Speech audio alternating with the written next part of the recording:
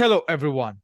This is the 101st episode of the Soccernostalgia Talk Podcast. As always, this is Sean from Los Angeles and the Soccer Nostalgia blog. Unfortunately, Mr. Paul Whittle from the 1888 letter blog couldn't make it this time, but he'll be back next time. For this episode, I welcome back Mr. Jan Roskott of the Dutch soccer site as we discuss the matches of the Holland national team for the 1986-87 season. Hello, Jan. Welcome back. Hi, Shannon. Yeah, very good to be back. Thanks for having me. Thank you. So let's go back in time to the fall of 1986. What was the state of the Dutch national team at this point? I think it was quite down. You might remember we didn't go to the 86 Mexico World Cup. I think we discussed that in the last episode where I was actually sitting in the stands freezing with my dad and my father-in-law. We were watching the game. We thought we were going to Mexico, and then I think George Green scored that late, well, not even a winner, just a goal for Belgium, which was enough for them to go, because they had won 1-0 in Belgium in that playoff game. So 86 was dramatic. There's another World Cup that we couldn't support our players. And then somehow you think, is it ever going to end?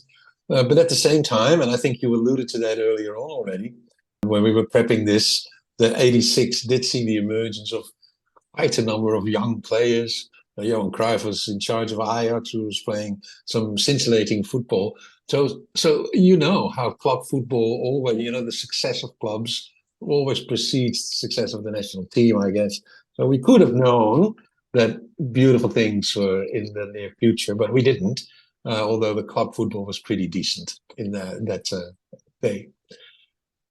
I remember during this season, there was much hype about Ruud Gullit and Marco van Basten from the international press. Can you describe their status at this point? Yeah, I think that Ruud Gullit in particular, I think he was one of the first ones to pop up. And funnily enough, he didn't go through the Ajax Academy. Most of the talents that we saw in those days, and you mentioned Van Basten, there were quite a number of other ones that came through the Ajax Academy. Gullit is from Amsterdam, but somehow he was never accepted in the youth system there at Ajax. His best friend, Frank Rijkaard, who lived practically on the same square in Amsterdam, was accepted. So I think Ruud had a bit of vengeance in him.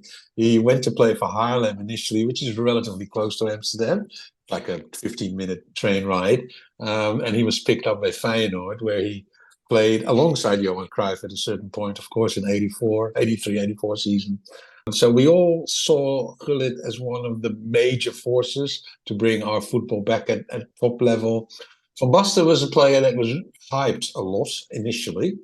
And that's in those days, as you can imagine, we didn't really know a lot about players in the academy and youthful talents. Whereas today, if a kid at Barcelona, 11 years old, hits a ball in the top corner, everybody sees it on TikTok and Twitter and what have you. In those days, you didn't have that. So we had Wim Kieft. He was the striker for Ajax, and he was an amazing striker. But everybody was whispering already, there's this guy Van Basten behind him. He's even better. Kieft needs to move on because Van Basten needs to get the number 9 jersey, etc., etc. So there was a lot of excitement around Van Basten. But he always looked a little bit arrogant, a bit aloof. So I think he wasn't a fan favorite initially. And there's a player who was, and he was probably before Van Basten, one of the talents. I think he was 15 or 16 years old when he made his debut, Gerald Valenberg, who's a name that came up a lot, of course. But he was an incredible technician. He could do things. He was like a circus artist almost, but he also could play on a big pitch, 11v11. He was a small kid. He was tiny. He had a very high voice. So he was really seen as a bit of a mascot almost. But that kid could play football unbelievable. So I think that a lot of people initially were thinking Valenberg is the next Maradona. And not so much, I guess, Van Basten, who was just a goal scorer. But things changed, obviously, and we'll probably talk about that later. Yes. And let's remind everyone that Renus Michels was back in charge now after he had taken some time off after his heart surgery, and Leo Ben Hacker had an interim in between. So now Rinus Michels was back in charge fully for the Dutch national team. Let's start off the season. The season starts with a friendly at Prague on September 10th, 1986 against Czechoslovakia. In this match, we have the following lineup. Hans van Breukelen in goal from PSV Eindhoven. Danny Blind of Ajax. He had joined Ajax that season from, I believe, Sparta. Yeah. He'd be replaced by Sani Siloy of Ajax in the 46th minute. Ronald Koeman had joined PSV Eindhoven along with Vandenborg. They both left Ajax to join PSV Eindhoven that season. So you have Ronald Koeman of PSV Eindhoven, Frank Rijkaard of Ajax, Adrie van Tichelen of Anderlecht in Belgium, John van Schip of Ajax, captain of the team Ruud Gullit, PSV Eindhoven, Jan Wouters, who had joined Ajax that season from Utrecht, Erwin Koeman, brother of Ronald, from Mechelen in Belgium, Marco van Basten of Ajax, Wim Kieft, he was playing for Italian side Torino that season, and he be replaced by Wilbert Souvrin of Roda Kerkrade in the 46th minute. And we have to mention this would be Kieft and Erwin Koeman's last internationals for 2 years until just ahead of the 1988 Euros. So Holland lost this match 1-0. Ivo Navlicek scored in the 41st minute. And this would be the only loss for the Netherlands that season. It's interesting that both Blind and Wouters were signed for the Ajax team. And I remember, I may have told you this earlier on, that Van Basten was really unhappy with those two signings. And he had a bit of an argument with Cruyff about that. Van Basten wanted more creative artists. And why do we get these players in? And Cruyff had to explain to Van Basten that the only way you're going to score goals is if we have possession of the ball. And that's exactly why Wouters is in the team. And obviously, it didn't take long for Van Basten to realize his mistake. And particularly him and Wouters got a very good relationship on the pitch. And John van Schip, playing with number 8 as the right winger, is the new Ajax coach at the moment. You probably got that news through as well, replacing Maurice Stijn.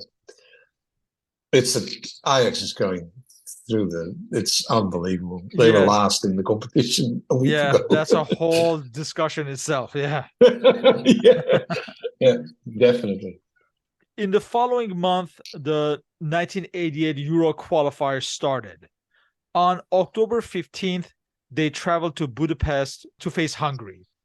For this match, we have Hans van Breukelen, Rijkaard, Siloy, Ronald Spelbos of Ajax, Adrie van Tichelen, Jan Wouters, Ronald Koeman, John van Schip, Simon Tahamata of Feyenoord, a name from the past.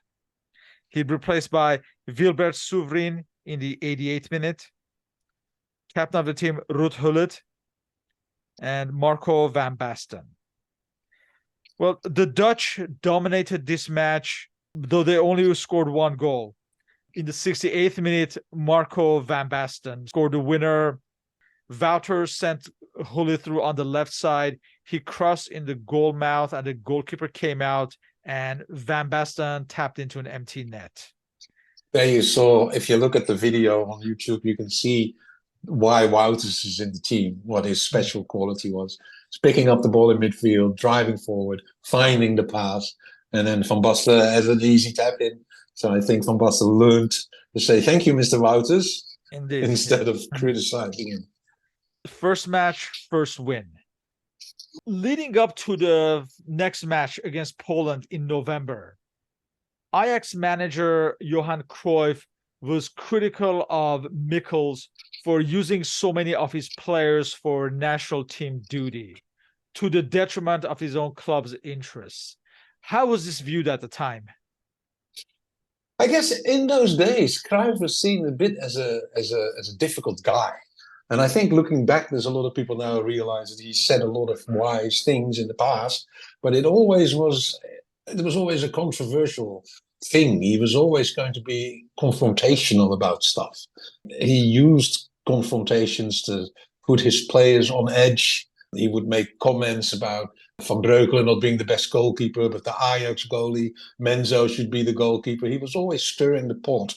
And later on, he would always say, well, that's what you've got to do to get these players really riled up and get the adrenaline going. He was always looking for arguments and rows and that. So a lot of people in the Netherlands back then felt like, oh, there's him again, always making stuff hard. And I think, as you all know, the supporters of the national team are different type of people than the Ajax or the Feyenoord supporters. The Ajax supporters tend to, and the club supporters in general, tend to be way more passionate and about their club. And national team fans in the Netherlands are more like party people, dress up, take your kids, go to the game, and have fun. So there was always the serious football fans competing with the guys that would say, don't stir the pot, don't rock the boat. Let's keep it nice and friendly. But Cruyff was not about nice and friendly. Cruyff was about how do I get what I want. Yes. And this is one of the things that he did. The next match on November 19th was at Amsterdam against Poland. This is a Poland, although we have Zbigniew Boniek still in the side, it's also declining just like Hungary. However, for the Dutch, the match ended as a scoreless tie. Now let's look at the lineup. We have Van Breukelen, Rijkaard, Siloy, Spelbos, Van Tigelen, Wouters, Ronald Koeman. He'd be replaced by Johnny Bosman of Ajax in the 46th minute. John van Schip, Simon Tahamata. He'd be replaced by René van der Gijp of PSV Eindhoven in the 74th minute. Captain of the team, Ruud Gullit, and Marco van Basten. I imagine a match at home, the Dutch would have dominated, and they were just unlucky to break down this Polish side. Yeah. This point dropped. How was this looked upon by the press? I think we never really were very good in playing qualification games. I don't know. It's still a problem. Once we're at a tournament, we tend to do relatively well. The qualification games are always an issue because there's always bigger club games, or there's always injuries, or in this case, Cruyff is making stuff difficult. So I think with the 0-0, it was a home, as you said, we played at home. We did get quite a number of good opportunities, and I believe Kazimierski, the goalkeeper, he played a very good game that game. And we were all like, oh, damn it, there we go again. Another disappointing result. And there was not a lot of faith in the national team because, 4 or 3 big tournaments we were absent. So I think everybody was a bit fatalistic in their approach. We come to the last match of the calendar year, another qualifier. On December 21st, 1986, the Dutch traveled to Cyprus to Limassol. And this was seen as a formality. We have Hans van Breukelen, Rijkaard. He'd be replaced by Gerald Vandenberg of PSV Eindhoven in the 66th minute. Adrie van Tigelen, Spelbos, Siloy, Wouters, Arnold Muren, the Ajax veteran, René van der Gijp of PSV Eindhoven, Simon Tahamata, captain of the team, Ruud Gullit, and Johnny Bosman of Ajax. And this was Simon Tahamata's final cap, 22nd and final cap. His first cap had been in 1979. As far as the match itself, the Dutch won 2-0. Ruud Gullit headed in the opener in the 19th minute, and Bosman in the 73rd minute headed in the second goal from Gullit's cross from the right side. So this is 3 matches, 2 wins. Holland seems to be in good position as far as the qualifiers. Speaking of Tahamata, most of us remember him as the Ajax youngster, later with Standard Liège, taking out the whole Standard Waterschei scandal. What was his legacy for the national team, you think? I think Kawamata was an interesting guy because he represented the Moluccan Islands, I guess. You may know the history between the Netherlands and the West Indies or Indonesia, not the West Indies, Indonesia or the Dutch Indies. And there's a lot of people, myself included, actually, with roots there that lived in the Netherlands and always. This doesn't apply to me because I'm mostly Dutch and a little bit Indonesian. But he's a full-on Moluccan guy, and they were always somewhat discriminated against. And the facts are there just for everybody to see. It was not an easy time for them. They didn't have a voice. There were hijacks and there was terror attacks and there's all sorts of stuff going on back in the 60s, 70s and 80s around those groups trying to get attention of the government and trying to get some form of compensation for what happened to them. And I'm not going to go into a whole history lesson of what happened because I don't really know, to be honest, 100% either. But he was one of those players that he really had something that a lot of Asian players have, and that's incredible technique, really fine technique. He's like Valenberg, or who would be that player today? Probably Messi, that style of square millimeter dribbling techniques and putting people on their backside and dribble on. But what he had on top of that, he always was smiling. He was always happy. He was a very, very friendly guy and therefore really popular. And he became a poster boy for the Moluccan people in the Netherlands. And I think his contribution outside of football would be to boost the identity of his people in the Netherlands. And I can't tell you that because of this, they got compensated 10 years later. I don't know. Probably that hasn't happened. But yeah, as a player, he was just another one of those kids that would walk onto the field like Valenberg, like Xavi, like Messi, where people would say, isn't he too small to play professional football? And Simon would answer with his feet and tell everybody, no, I'm small, but I can play football. It was a joy to see him play. Let's talk about the other recall.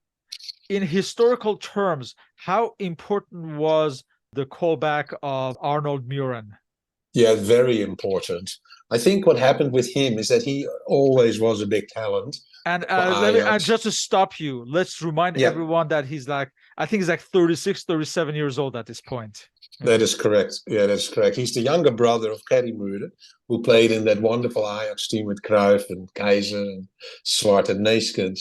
And he was seen as a big talent, but Ajax in those days was just too crowded with great players. So he made a move away from Ajax, and then he went over to Ipswich later on. And English football back in the day, although we all loved it, there was not a lot of it on TV, obviously. So we heard about Tyson and Muren and those players doing really well in England. We didn't see a lot of footage, and he sort of slipped off the radar until he went to Man United, where he won, I think, the FA Cup, and he played. He was still obviously 34 or something when he played for Man United, and he did extremely well, super fit. So when Cruyff got him back into the Ajax, everybody was like, well, yeah, Cruyff always sees it really well, obviously. There's not a lot of people. I mean, you can say about Cruyff what you want, but his football vision and intelligence is just, of course, off the charts. So he got him back, and there was no doubt that that was a good move because he brings a lot of things: professionalism, taking care of your body, resting, nutrition. That was typical for him. He had the vision, he had the leadership, although not with his mouth, but with his feet. But he also had the killer passes. And it's funny because I went back to see that goal that Gullit scored against Cyprus in this particular match that we're watching or we're talking about. And that cross that Gullit scores from is sort of similar as the cross that Muren had in the 1988 finals to Marco van Basten, where everybody looked back at that and said that was actually overhit. It was a terrible cross. And it's the same with this one. This one went higher than it went further, if you like. And for Gullit to head that ball in was quite a difficult header of the ball, actually. But he was a glorious sports role model, Arnold Muren, I think. Now we come to the new year 1987. On January 21st, 1987, Spain host Holland at Barcelona at Nou Camp. So for this match, we have Van Breukelen, Rijkaard, Van Tigelen, Spelbos, Siloy, Wouters, Muren, Vandenburg. He'll be replaced by Wilbert Souvrin in the 75th minute. Van der Gijp, captain of the team Hullet, and John Van Skip.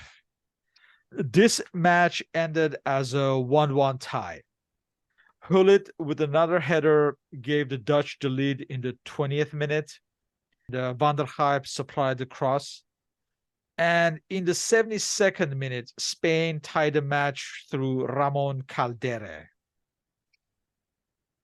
Yeah, this is Victor Munoz was in this team. Yes. Yeah. We Quite a good team, Spain. Wow. Yeah, Emilio Butragueño, Rafael Gordillo, Michel, Camacho. Cortechea. Yeah. And Salinas. Yeah, it was a really good team. Yes. As this new year, 1987, is rolling around, Hullet and Van Basten's impending transfers to AC Milan have been confirmed. Hullet's transfer was especially a topic of discussion due to its record transfer fee. What were the discussion points at this time in Holland? Oh, I think everybody could see that this was going to happen one day. He was amazing at he was great as a talent at Haarlem. Then he went to Feyenoord and he was fantastic there, very popular as well. And then he went to PSV Eindhoven, which a lot of the Feyenoord fans like me didn't like. But that team in Eindhoven was stunning, of course, with Valenberg, Koeman, Gullit, all these amazing players. And Gullit played so many different roles there, from striker to central defender. He was what do you call? He was what do you say? Like royal almost. He would glide over the pitch. Everything he touched was gold. And Milan wanted him, and we knew because it was the negotiations going on for quite a while. But there was nothing known about Marco van Basten going as well. And it was quite a surprise when we learned that there was a package deal prepared. And I think 17 million guilders or something was paid for Gullit.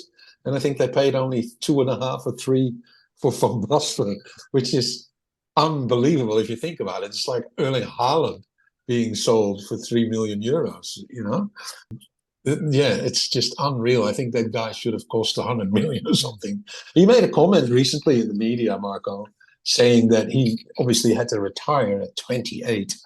And he said, if I had a career or a body like Cristiano Ronaldo and the longevity of Cristiano Ronaldo, I would have been a better player than him, and I would have had better stats than him. And I'm not sure if he said it tongue in cheek, because he has that ability to be a little bit edgy, Marco. But yeah, he really had to retire too early, of course. So Holland's next important qualifier was on March 25th, 87, against Greece, who were surprisingly doing well in the group. Now, this match was at Rotterdam at the Quip. So, for this match, we have Van Breukelen, Ronald Koeman. He replaced by Johnny Bosman in the 72nd minute. Wouters, Spelbos, Siloy, Rijkaard, Muren, Van der Gijp. He'd be replaced by international debutant Aaron Winter of Ajax in the 83rd minute.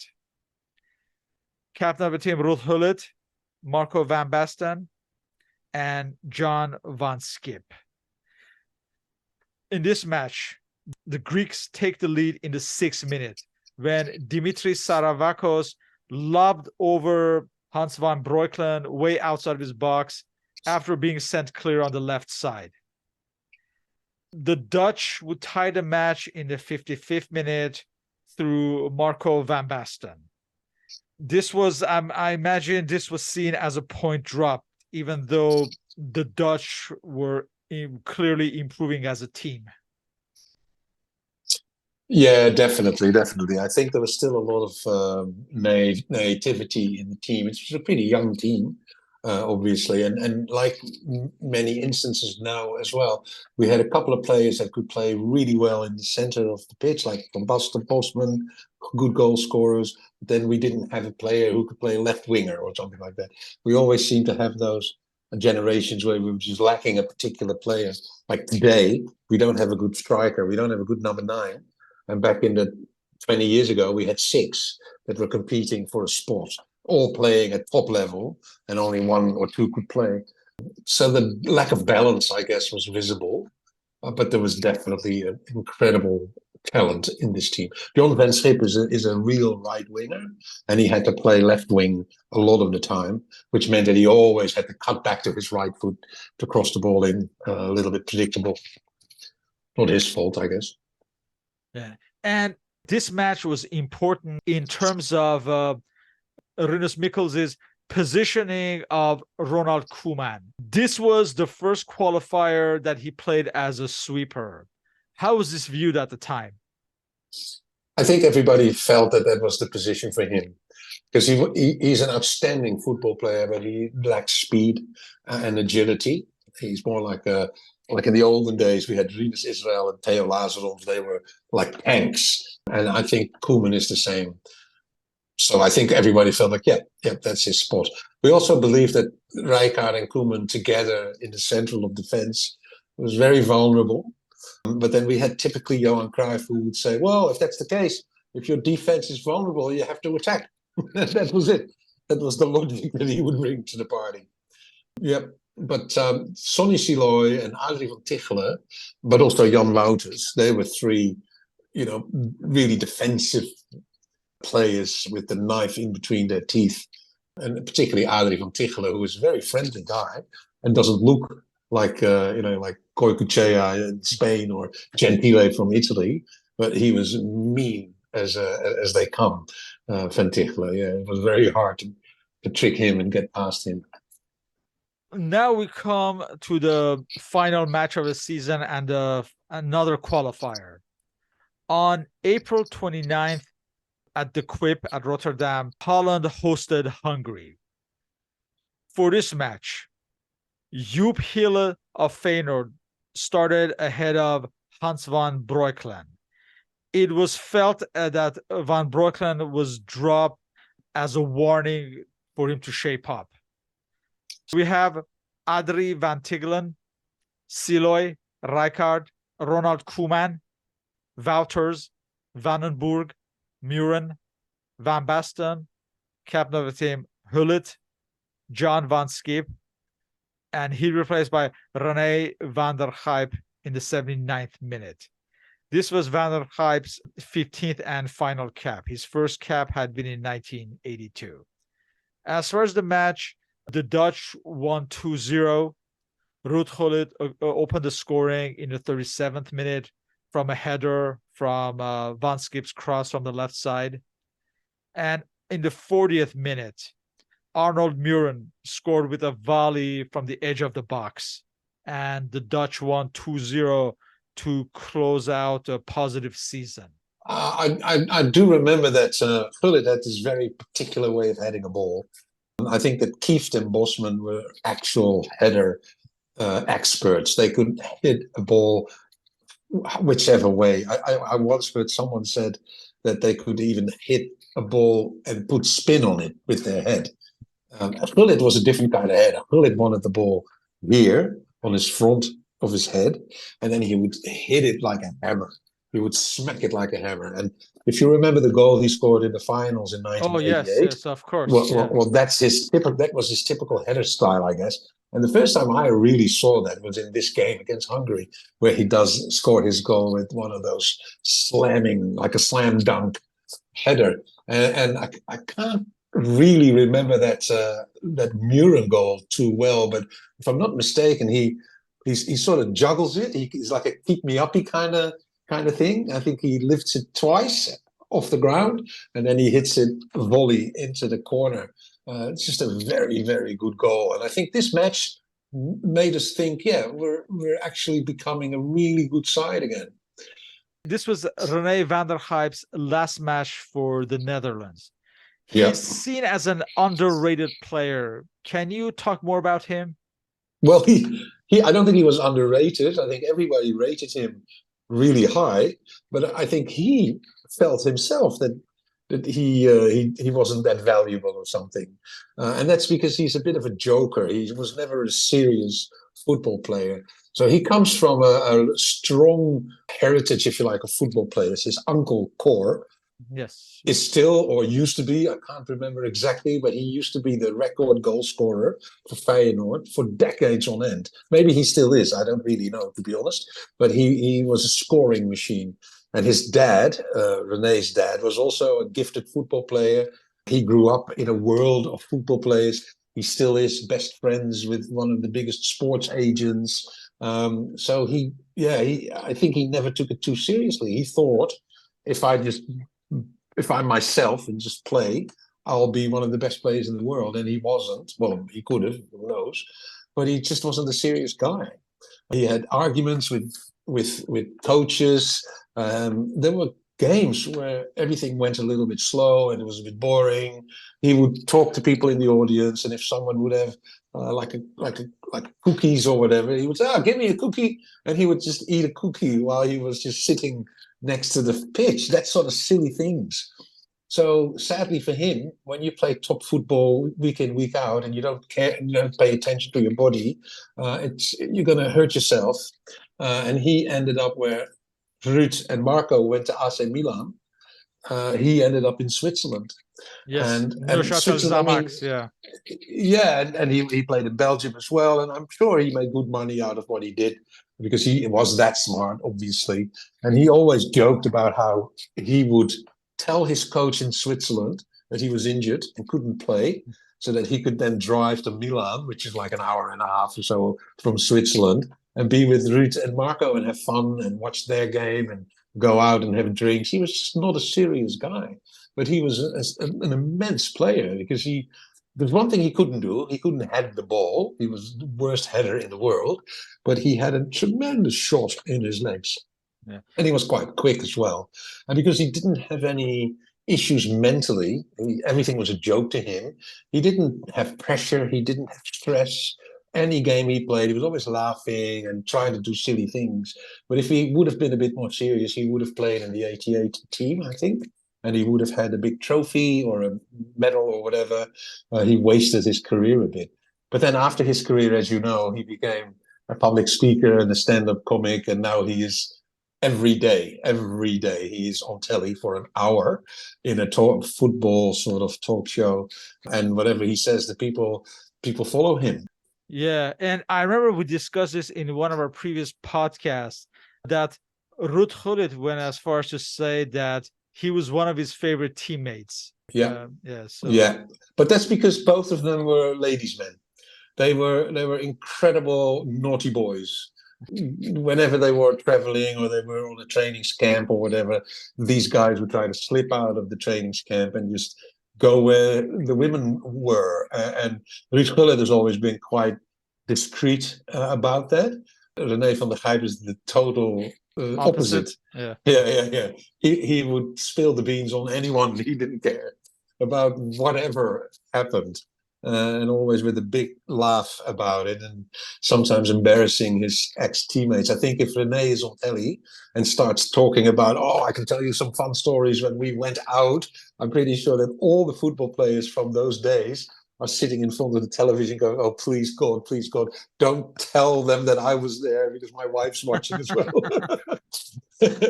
Yeah, they were good. They were very good buddies. I think Marco is a different kind of guy. Marco was a bit more serious. He was a serious relationship. I think Marco van Basten and John van Schip were close, just like Gullit and Van der Gijp were close. And Rijkaard has always been a bit of his own man, of course. A very interesting chap, Rijkaard, out of those three. This win over Hungary, like we mentioned, ended a good season for the Dutch. Was there talk of qualification already after this match? Yeah, well, I believe so. I think that we felt like, well, it's got to happen now. With this coach, obviously, and with this talent that we have, and with the group that we were in at that point. I'm not sure what after the Hungary game, what the standings were in the table, to be honest. But I do believe that by then we were really positive and confident. It's the word I'm looking for. Yeah. This win was followed by Ajax winning the Cup Winners' Cup just a few weeks later. How important was this with the success of the national team? Yeah, like I said earlier, I think the success of the clubs precedes the success of the national teams a bit. So the fact that we got that, that Ajax got that cup is quite important, and it is. It's also the swagger of someone like Cruyff, who would say to everybody who was listening that this club can win trophies and the national team can win trophies. There's no reason to think we're less than others because we have less money or because we have less spectators or whatever. He really gave us that confidence back. And I remember the game that they played, the '87 finals. Was it against an East German team? Was it against Yes, Leipzig? Lokomotiv Leipzig, yes. Yeah.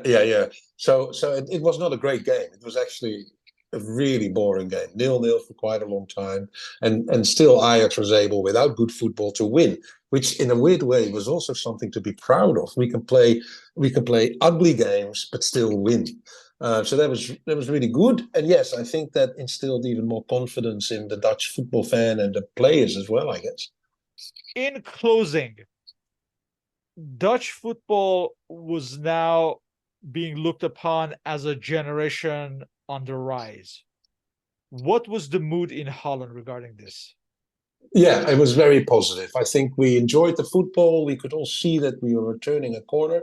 You probably remember that in the early '80s, we seemed to fall back on the older coaches and the coaches we knew and the players we knew. And it took quite a long time for the Gullits and the Van der Gijps and the Van Schips and the Van Bastens to get into the team and to get the confidence of the fans. But there was some really good football happening. And I think Johan Cruyff, again, was an important instigator of this rise towards a great footballing team. Michels gets a lot of credit, and I can see why. And he obviously was the coach in '88 when we won our only trophy. But it was a little bit, we'll talk about the tournament later, I suppose, but it was a little bit of a lucky tournament for us because the 4-3-3 that we almost made sacred in the Netherlands, Michels let that go after one game and went back to 4-4-2, and that got us the trophy.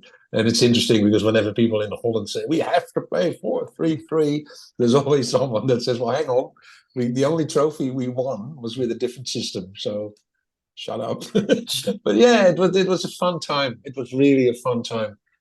And in general, I think there was some incredible football being played in Europe. In general. You had fantastic teams at the time, the national teams as well. I thought the '88 tournament was fun. The '90 tournament was fun. Certainly, the next season is going to be a memorable season when we discuss it. With that, I would like to thank you for your participation in this series. As always, feel free to leave questions and comments. You may contact me on my blog and on Facebook under Soccer Nostalgia. On Twitter, I'm at SP1873. Mr. Paul Whittle can be contacted on his blog, The 1888 Letter, and on Twitter, he's at 1888 Letter. You may also follow the podcast on Spotify, Google, and Apple Podcasts, all under Soccernostalgia Talk Podcast. Please leave a review, rate, and subscribe if you like the podcast. Mr. Roskott's contact info and all the relevant sites are also listed on the blog and podcast uploads. So, Jan, thank you once again, and hope to continue these discussions on Dutch football history. Yeah, of course. I'm looking forward to it. Thanks for making the time. I really appreciate it. It was good fun. Thank you. Thank you.